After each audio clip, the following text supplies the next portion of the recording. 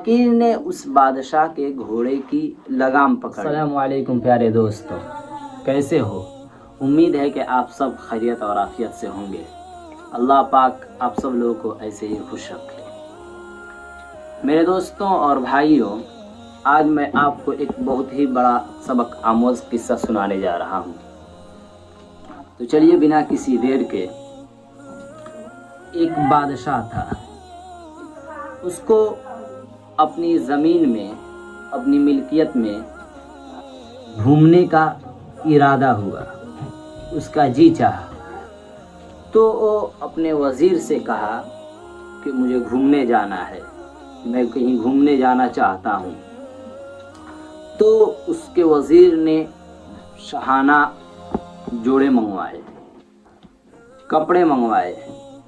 तो उस बादशाह को एक कपड़ा पसंद नहीं आया तो वापस करवा दिया। फिर दूसरा मंगवाया, वो भी पसंद नहीं आया तो उसको भी वापस कर दिया।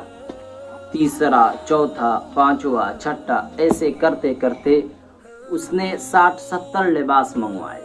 तो उसमें से एक बहुत ही उम्दा लिबास उसको पसंद आया तो वो लिबास लगाया।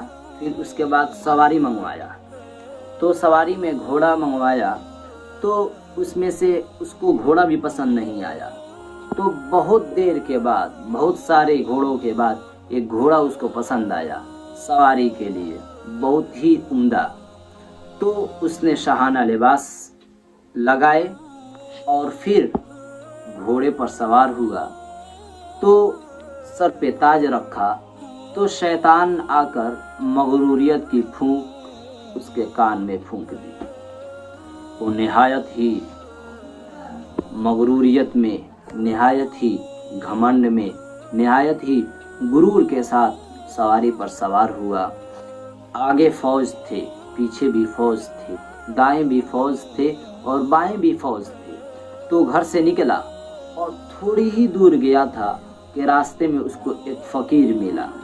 वो फ़कीर की सलाम किया, अस्सलामु अलैकुम।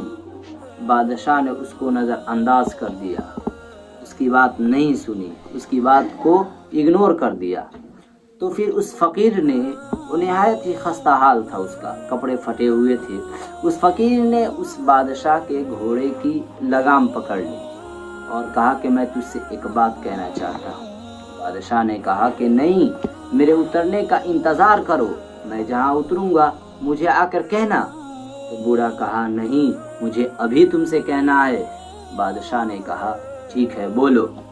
उस फ़कीर ने कहा ये एक राज की बात है, मैं तुम्हारे कान में कहना चाहता हूँ। तो बादशाह ने कहा कि नहीं नहीं, ऐसे ही बोलो। तो बूढ़ा बहुत इसरार किया। तो उसके बाद बादशाह ने अपना कान उसके मुंह के करीब किया। तो उस बूढ़े ने उसके कान में कहा कि मैं मलकुल मौत हूँ।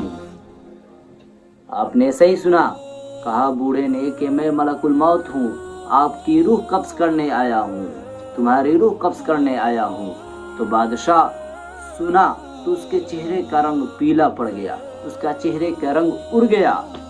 तो बादशाह कांपते ज़ुबान में कहा कि ठीक है, मुझे थोड़ी देर की मोहलत दे दो कि मैं अपने घर जाऊँ, अपने बच्चे और अहले अयाल को अलविदा कहकर आ जाऊँ।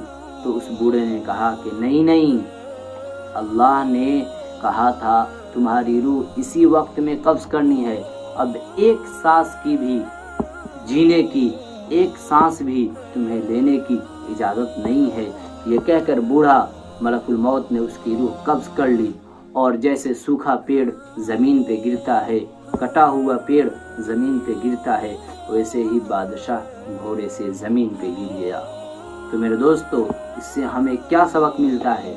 हमें ये सबक मिलता है कि हम चाहे जो भी करें, हम चाहे जो कुछ करें, हम चाहे कहीं भी रहें, लेकिन अपनी मौत को ना भूलें।